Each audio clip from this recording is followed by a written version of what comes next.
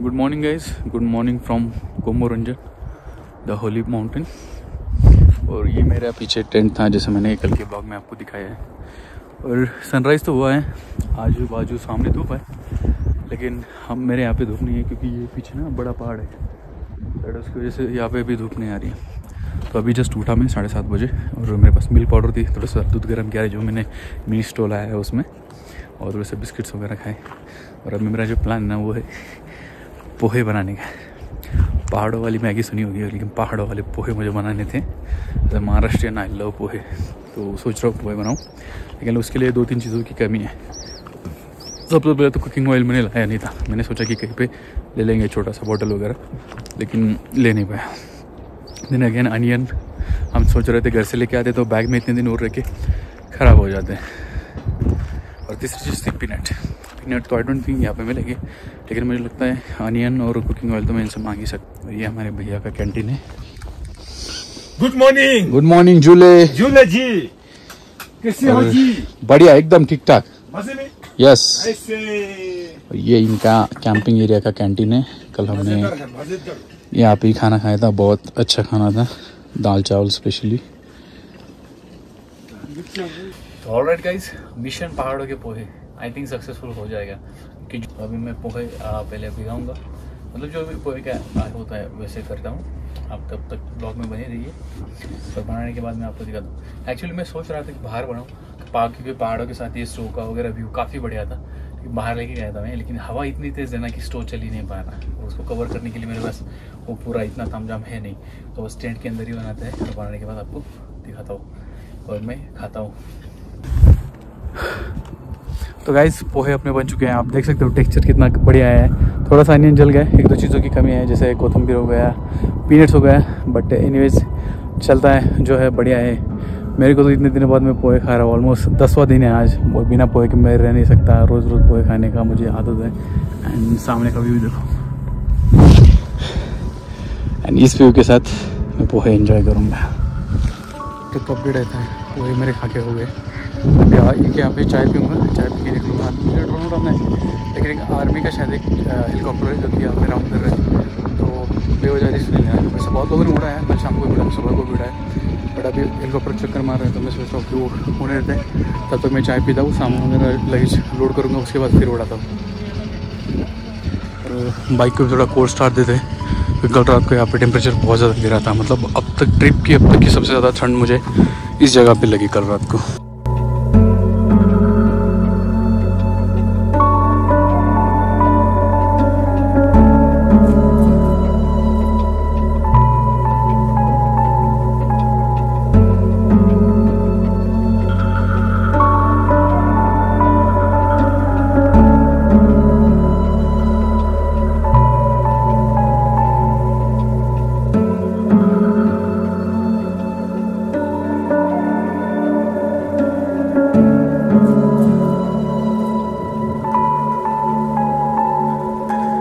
Okay guys, तो अलविदा करते हैं गोमोरंजन को, जो कि मेरा बकेट लिस्ट में था ये लोकेशन विजिट करना, जो कि मैंने विजिट कर लिया।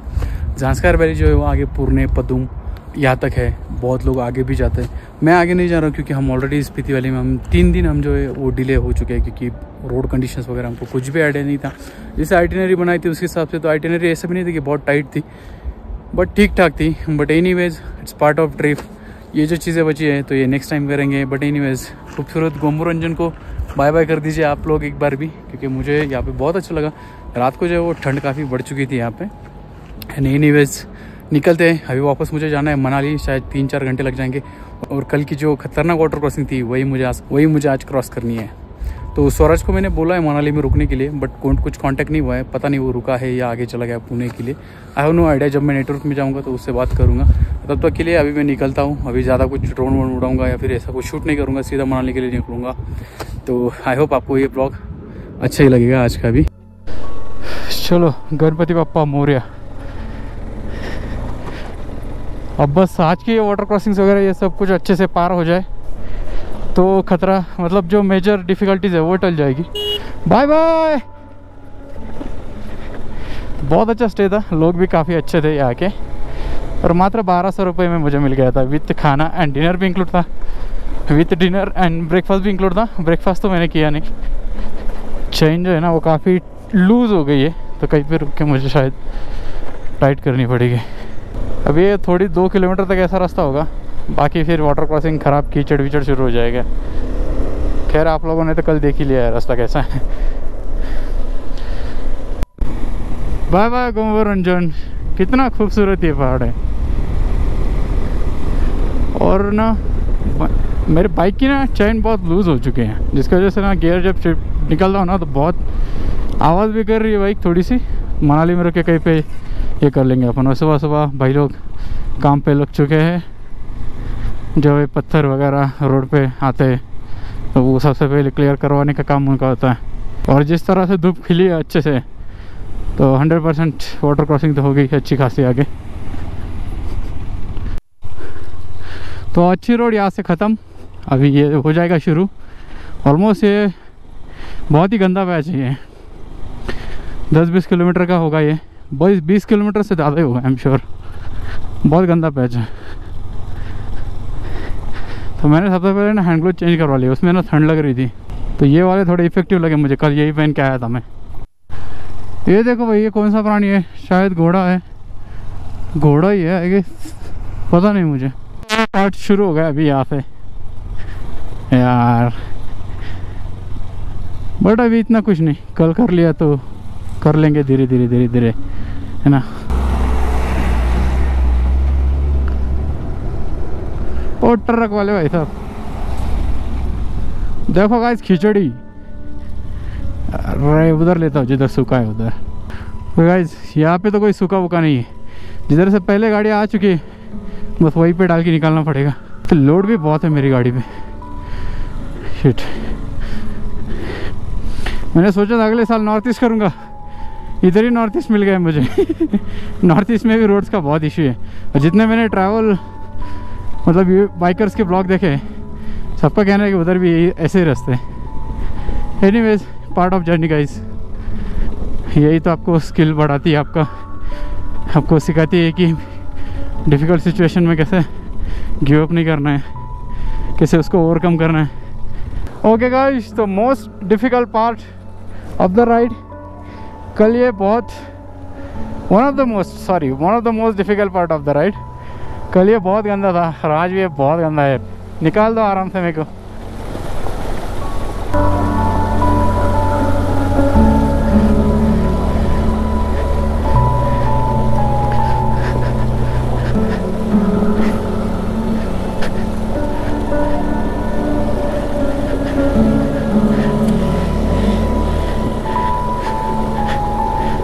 It's almost there, almost done।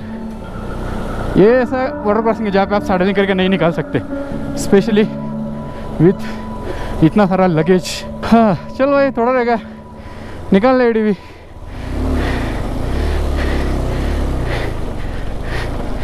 ओहो वाह एफजेड वाह, मान गए तुझे।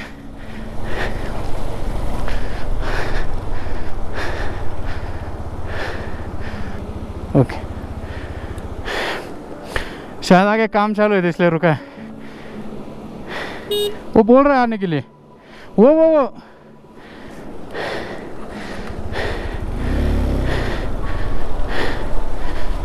Okay thank God. मुझे लगा यहाँ पे रुकाएंगे बहुत। देखो भाई क्या तांडव हुआ है कल इधर, माय गॉड।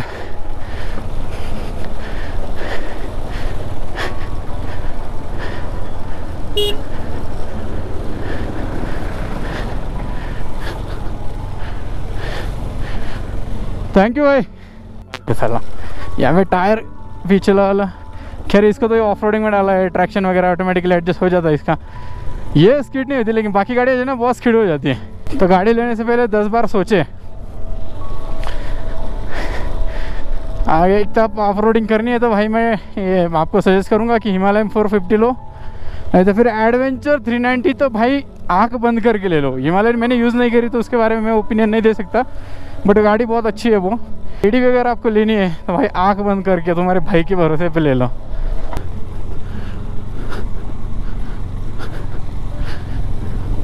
शुक्रिया। देखो जी एक बार फिर से हम आ गए शिंकोला टॉप पे। वाह, और कोई तो MT-15 लेके आया है, बहुत बढ़िया। MT-15 वाले, लेकिन आगे की वाटर क्रॉसिंग तुझे ये कर देगी, मस्त है। FZ पे FZ देख के FZ के याद आ गई। एक दो वीडियोस वगैरह लेता हूँ, निकलता हूँ इधर से फटक से, क्योंकि ऑलरेडी कल ये सब देख चुका हूँ मैं, बट कल थोड़ा सा क्राउड ज़्यादा था ना। चलो बाय बाय शिंकुला पास। और ये बर्फ़ जो है ना वो आँखों में बहुत चुभ रही है, और जब मैं ये बंद कर रहा हूँ ना साला, हवा बहुत आ रही है अंदर, क्योंकि जो ब्लैक वाइजर है ना उस पर तो पिन लॉक नहीं होता। खेलो खेलो भाई, मज़े करो।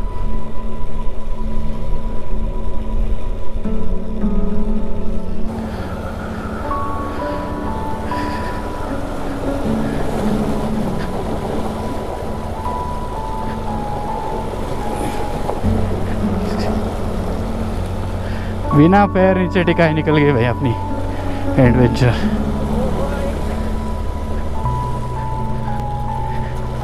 और ये जो भाड़े वाले होते हैं ना, पैकेज वाले राइडर, देखते रह जाते साला, इतना लगेज के साथ बाइक कैसे निकल जाती है।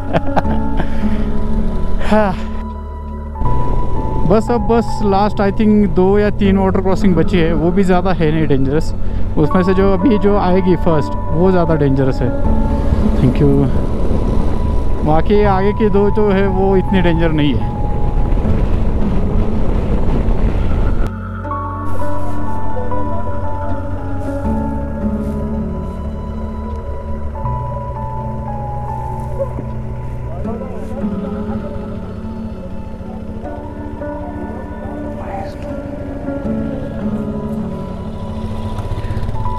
ओके, यही सबसे बड़ी वाली है, इससे बड़ी तो नहीं है वाटर क्रॉसिंग कोई। कहाँ से डालूं? हट जा भाई, ये तो डेंजरस नहीं है यार, नॉर्मल सी है, ज़्यादा कुछ नहीं, आराम से निकाल लूँगा इससे तो।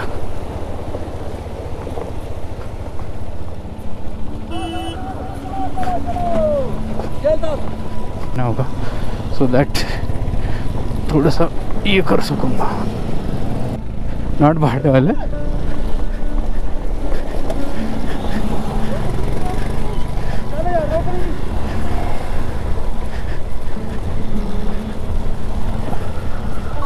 भाई ये तो सिर्फ ट्रेलर है, आगे पिक्चर है बाकी। हम कल मिले थे, तुमको 20 रुपए दिया था कि नहीं? कल दिया था ना 20 रुपए? नहीं, हमको नहीं पता, भूल गए मेरे को। तुमने बोला था मिठाई खाना है, बोला था ना मिठाई खाना है, तब दिया था। देखो दोपहर को वो 3 लड़के भी थे उधर। फिर अच्छा देता वापस, आज भी दे दो। अरे बाहर, ऐसे तो मैं फिर गरीब हो जाऊंगा, मैं तो कंगाल हो जाऊंगा फिर, तुमको सारे पैसे दूंगा तो। हाँ क्या दूँ? अटल टनल यहाँ से जो है वो 93 किलोमीटर से, और वहाँ से आगे फिर मनाली आपका 35 पकड़ लो, तो ऑन एन एवरेज 130-140 किलोमीटर हमें जाना है, 130 किलोमीटर हमें जाना है। अब बस आगे आई थिंक एक लास्ट वाटर क्रॉसिंग है, उसके बाद ज़्यादा कुछ है नहीं, आई थिंक यही वाली है।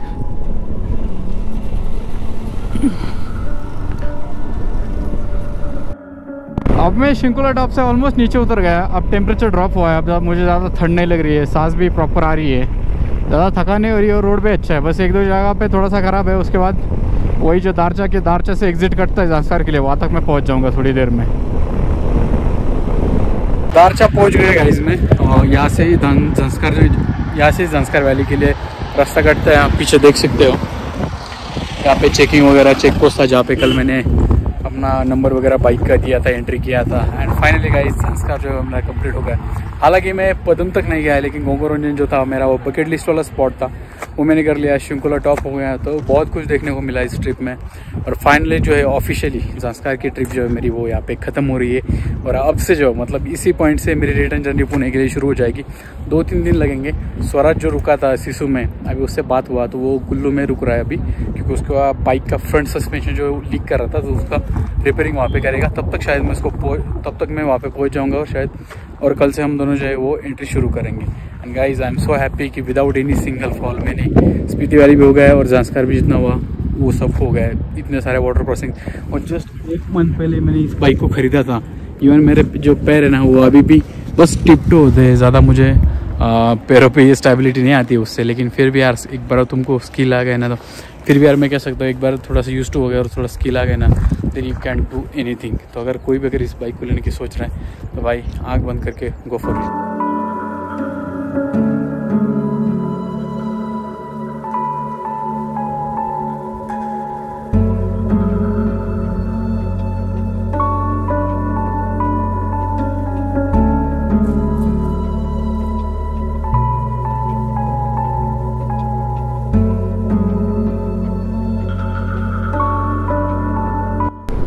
ये मेरे राइट साइड पे अटल टनल आ गए हम लोग।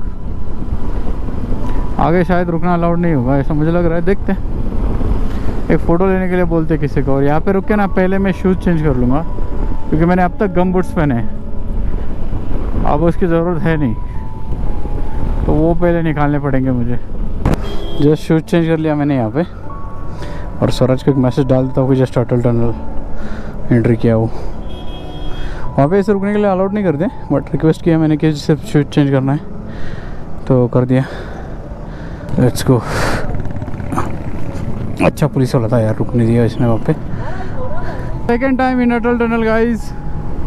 लास्ट ईयर आया था जब जब पे लद्दाख किया था तब आया था, और इस बार स्पीति। बहुत दिनों के बाद 100 पे भाग रही है बाइक। घाट में कहीं चांस ही नहीं मिला 100 पे जाने का, रोड से ऐसे थे। क्या पता आपको 150 तक भी देखने को मिल जाते हैं आने वाले टाइम में।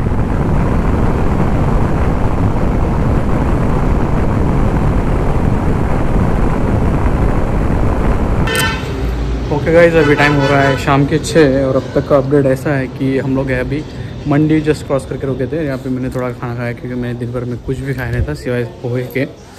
तो अच्छा खासा डिस्टेंस मैंने कवर कर लिया।